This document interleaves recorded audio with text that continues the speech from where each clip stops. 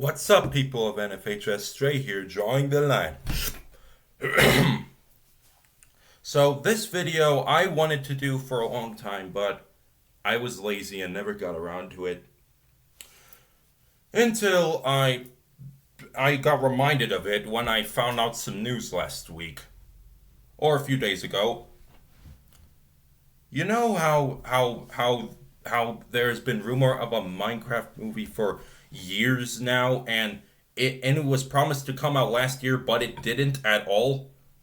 Now with the success of the Mario movie, they're finally taking it seriously, and they've given us a few things about it.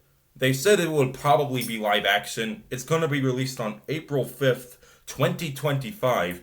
It will star Jason Momoa, and it will be directed by Jared Hess. Jared Hess is the guy who directed Napoleon Dynamite, which I not only consider one of my most favorite movies of all time, but one of the most brilliant movies ever made. So yeah, I have high hopes for it.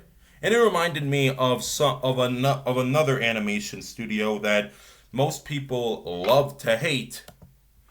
And it's called Sony Pictures Animation.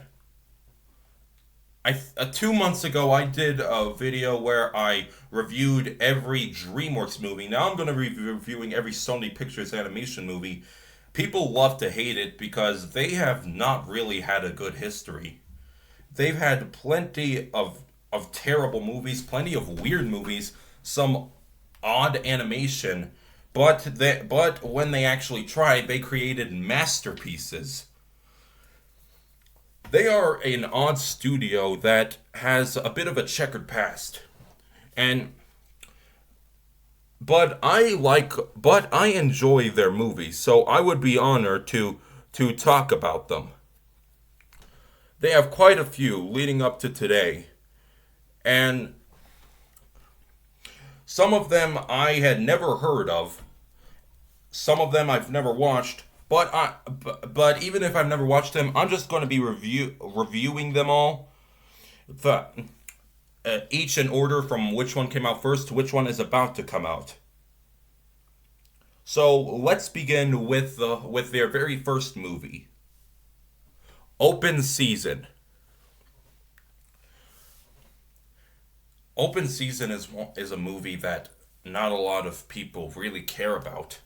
And if some do care about it, they could say it's bad. Because the story is not really original, and it feels like a bizarre dream. My opinion, I don't consider this a guilty pleasure. I consider it one of the most nostalgic things from my childhood. This movie, for me, was my jam. For me, it was actually so entertaining, very funny, sometimes heartfelt, and for me, the ending to that movie was just perfection. The actors in this movie did a great job, especially Bill Connolly. And for a little kid, it could be definitely enjoyable. As for an adult, you kind of see the things wrong with it, but even when I'm an adult, I'll still constantly enjoy it. Next up, Surf's Up. I have never seen this movie, and I sort of feel mad at myself for not have ever seen this movie, because it actually looks really good. Mostly because of the very cool premise and the brilliant execution, as it tells itself through the style of a mockumentary. Where the characters are acknowledging where they're shaking cam, the characters are acknowledging the camera crew. There are interviews with the cast. The story itself, I don't know much about it, but I know that if I watched it, I would enjoy it. I would just like to see a place where I can watch it. Open Season 2. I really liked the first Open Season, but I didn't think it really needed a sequel. No one really asked for a sequel, yet they gave it one that it was just stupid. This is something that happened with Pixar, where their third movie was already a sequel to their first movie. except Toy Story 2 in Pixar's category was actually very good. This one is dumb. It's genuinely uninteresting, and there's not much to say about it. The next one, Cloudy with a Chance of Meatballs. You ever heard of Animat's reviews? He's a guy called Matt Brunette, and on YouTube he reviews animated movies, and he really does not like this movie. In fact, he really despises Sony Pictures Animation, and because he does not like this movie, mostly because the story is just unoriginal, and the animation, as he says, sucks because it's way too cartoony. My opinion? Nah, this movie's pretty good. Of course, it's not one of my favorites, but it's still very enjoyable to watch. And even though he says that the animation is unwatchable, a ton of other people enjoy it. Even though he treats this movie like the devil, I think that the premise of food raining from the sky is a great premise for a movie that they did nail here. Of course, not perfect. This movie is not flawless. But it still does very good in its execution, and it does very good in being a movie for kids. Open Season 3, they just did a sequel to Open Season every 2 movies in their beginning. Open Season 3, yeah, I'm not going to watch that again. That one is just disappointing. Go look it up because I don't even feel like talking about it. The Smurfs. I really don't know that much about the Smurfs, but I know that this movie was weird. But for me, it was sort of enjoyable. Of course, I see the problems with it. Like I now see why the premise is sort of dumb by putting the Smurfs in New York City, and not to mention Katy Perry plays a character. But I guess it is sort of enjoyable, but it's not a movie that I would want to go back to very soon. Now this is a good one, this next one. Arthur Christmas. This movie has what I like to call the Prince of Egypt effect. Because the Prince of Egypt is completely majestic and marvelous and groundbreaking. And when you see it, you can completely agree with me that it is incredible, but you sort of forget about it after a while and don't really recommend it to many people and just leave it as being underrated. Like it's basically an effect where you see a movie that's incredible and you think it's incredible, but you forget that it's incredible over time. That's an effect that happened with The Prince of Egypt, and that's this movie's effect. And I really think that's unfair for Arthur Christmas, because this movie is one of my most favorite movies ever. And I know this is a stretch, but I am dead serious when I say that I consider this the best Christmas movie ever made. Yeah, that is a really controversial opinion. Because, I mean, I like The Grinch, I like A Christmas Carol, I like It's a Wonderful Life. Well, I've actually never seen It's a Wonderful Life, but when I found out what its premise was, I could tell it was pretty good. But this movie, it is so heartwarming, so adventurous, so funny. It is practically perfect. Not to mention, it references a whole bunch of very controversial things that you wouldn't hear in a kids movie. Like, it references World War II. It references the old 1900s. It references the Cuban Missile Crisis. And many other stuff like that. And it also references how modernization can be quite controversial and unlikable by boomers, and how sometimes they're right, modernization can stink. This movie is altogether brilliant, and it's one of my favorites ever. Not to mention that, and also to mention that Arthur Christmas was Aardman's first CG film, fully CG. And you can tell that Aardman is still a great studio by just watching this. The Pirates Band of Misfits. I've never seen this movie, but when I found out it was stop motion, I guess I had some interest, but I just never got around to seeing it. And all we know of it is that, well, yes, but actually no meme. And I don't know if there's any place where I could see it for free, but I might see it. Hotel Transylvania. Like I said, Animat really does not like Sony Pictures Animation, and that's mostly because of the way they treat some of their animations with completely weird, wacky, boneless limbs and very quick cartoony movements. This movie, yeah, I don't know why he should get mad at this movie because it sort of deserved that style of animation. It was directed by Gendy Tartakovsky, who was known for creating plenty of great cartoons. And also, this movie is one of the best Adam Sandler movies out there because he completely nailed that Dracula voice. You practically couldn't even recognize him as it. Yeah, altogether, this movie is just completely creative, completely heartwarming, and hilarious. It is a great movie to watch, and screw Animat if he says otherwise. The Smurfs too. I don't remember much about this movie, so I'm not going to talk much about it. I'm just skipping it. Cloudy with a Chance of Meatballs 2. I saw this sequel before I saw the first Cloudy with a Chance of Meatballs, and I still like it up to today.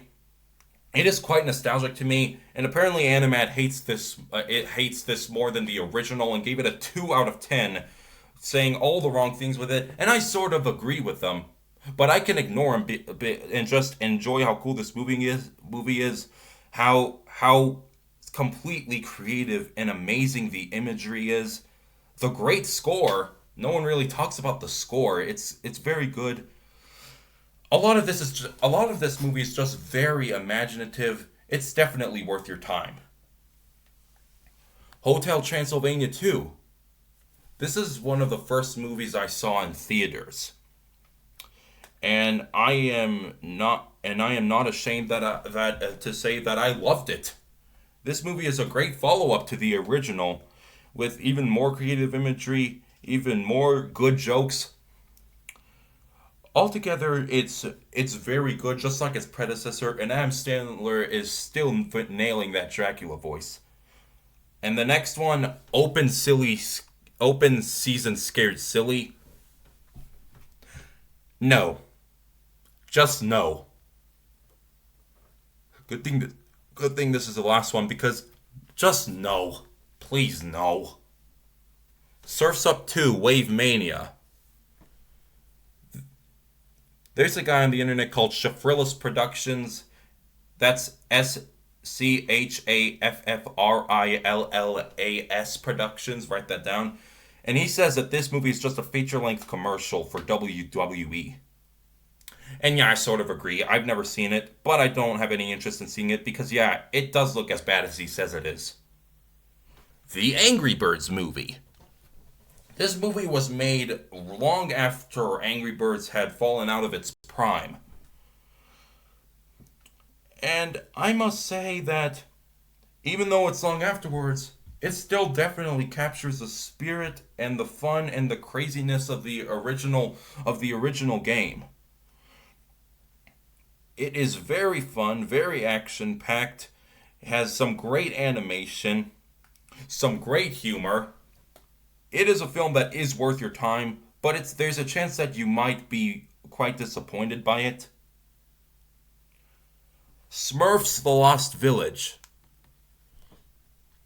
Well, I don't really care for this movie because it's the first Smurf movie from Sony Pictures Animation to actually be animated, so that fixed it, but I don't really care for it.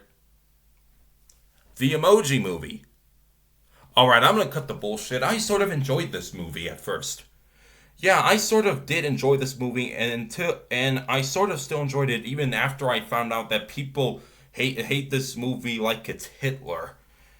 I just find some of the imagery creative. I just find it sort of enjoyable. Of course, I see the cringe moments, but I sort of enjoyed it. I'm not gonna lie. And I do hate some elements, like the many cringy parts, but I don't hate it like everyone despises it. I think I might go back to this movie once again, and I would be a little nervous going through the whole thing again, but I think I might have a good time. The Star. This question that I'm about to ask is aimed at the people who have seen this movie. Do you remember what happens in this movie?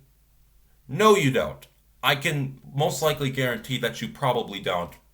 All you could probably remember is that it's an adaptation of the old story of the birth of Jesus, and that's it. You probably barely remember anything that happened in this movie.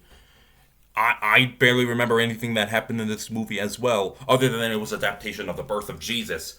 And it's just completely forgettable, pretty dull, pretty bland, just boring. I wouldn't recommend going back to see it again because it's quite boring. Peter Rabbit. Okay, this movie, yeah, it's genuinely enjoyable. It's a good adaptation. It's a good adaptation of Peter Rabbit. I've never read the Peter Rabbit books, but I guess they were good enough to be made into this adaptation that I found genuinely good. The voice actors do a good job. There can be some hit and miss and humor that is also quite repetitive, but it can still make you laugh, and it can be quite heartwarming. It can. This movie is an A-OK. Hotel Transylvania 3 Summer Vacation. This is where I realized, yeah, these movies are quite weird. Enjoyable, but weird. This movie, I really did not care for. And I really hoped it was the last one, even though it wasn't. Goosebumps 2 Haunted Halloween. I forgot to talk about Goosebumps. Let me say something about Goosebumps.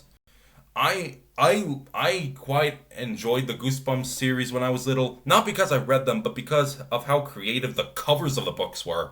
I know that sounds weird, but the covers of the books just seemed like they were packed with all sorts of cool premises. The Goosebumps adaptation brings them to literally to life, and it's quite enjoyable, especially as Jack Black playing R.L. Stine. Of course, he doesn't look like R.L. Stine or sound like R.L. Stine. Not to mention the real R.L. Stine was still alive and even got a cameo in this movie, but he actually put a lot of work into that role and pretty much nailed it and gave people a good time with this movie. This movie, yeah, it barely has any R.L. Stine, but it still has Slappy. And it's still very enjoyable, very creepy, very scary, very action-packed. And it's still definitely worth your time as a good Halloween movie.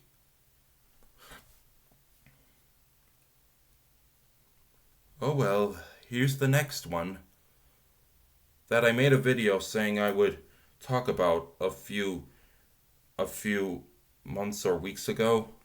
Spider-Man Into the Spider-Verse.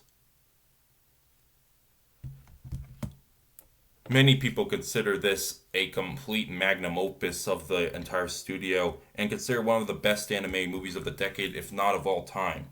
What do I think of it? Well, I'll have to look up this little video to tell you.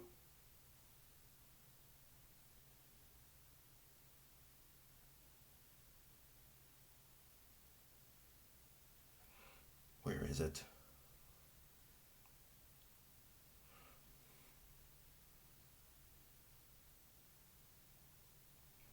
Okay. Sorry to keep you waiting. So, what do I think of this movie? Well, just listen to this audio clip. I mean, it's alright. Overrated as fuck, in my opinion. Sorry to say that, but I do genuinely think it's overrated, and my full review of it is I thought it was alright. I did not really see why everyone thought it was the brilliant masterpiece that it was. I mean, I thought some of the characters were pointless, and I thought I thought that there wasn't as much great character development in this as everyone said it was. I just thought it was okay. I mean, the animation is fucking stunning, and the action scenes are can keep you on the edge of your seat. That's some good things about it. But most of the things people said that were great about this movie, I didn't really see. I might need to take a second rewatch of it, but now that I've seen it, I can safely say that I sort of see some of the good things with it, but might need to see it a second time. The Angry Birds movie 2. This movie sort of pissed me off because it made the birds friends with the pigs. That's one of the commandments of that's one of the commandments of video games. Thou shalt not pair the birds with the pigs. This movie did that, and it barely does and it barely has any cool references to the original games. It's just a sequel to something that did great nicely adapt the games. This one did not, and I'm sort of mad at it for that. The Mitchells versus the Machines. Fun fact, this movie was originally called Connected, but was changed to Mitchells versus the Machines when it got on Netflix. That was a random piece of information that I just wanted to say. My review of this movie is I don't really like to watch it. Not because it's bad. No, of course not because it's bad. I mean, the animation is stellar. The action scenes are great. There is so many heartfelt moments, and the climax is brilliant. It's just this movie scares me. Like the premise is that robots are actually taking over the world now, and it's led by a freaking discount Siri. It's led by a phone, and the robots are placing people in pods put into an enormous ship that is going to launch them into space and just let them ride and ride and ride with no food or water and probably no air and it's not even seal tight, so and it's probably not even seal tight, so they'll probably run out of air.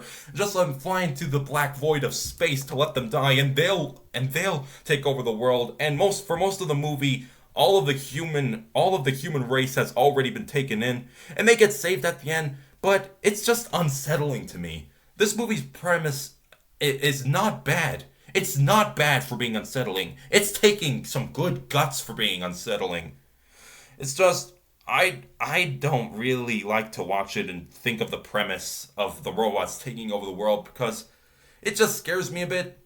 But I could definitely get over that and watch it again to have a good time.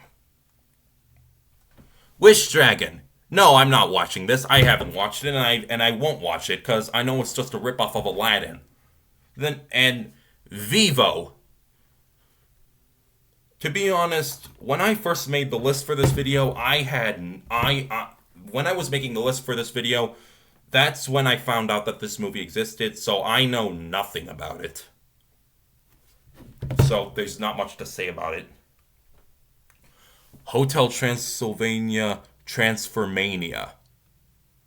No more. Adam Sandler, you've had your fun. Now go back to being the guy who we love to hate, but hate to hate at the same time. Even though it's not in this movie, these sequels should just stop because the first one was good. These ones just got subpar.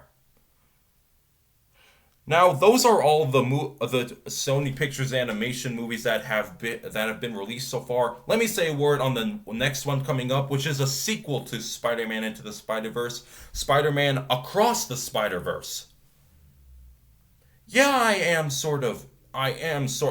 going to go see it. And I feel like I probably will enjoy it. But if I didn't really enjoy the first movie, then I don't know what I'll feel about this one, but as I said, I might have to watch the first movie a second time. Then maybe I'll actually have higher. Then actually I'll be more excited for the second movie. Maybe. That's basically all there is to say about these movies. It's just this studio can really make some hit and miss movies. Like in 2017, they made the Emoji Movie, which was what many considered one of the worst, if not the worst animated movie ever made. And then the next year, they just came out with Spider-Man Into the Spider-Verse, which everyone considered a complete masterpiece. And as I said already, a movie that Watch Mojo ranked as the 5th best animated movie of all time. It's crazy to see what they can accomplish when they actually try. But they can accomplish many when they're trying to make their movies enjoyable for the family.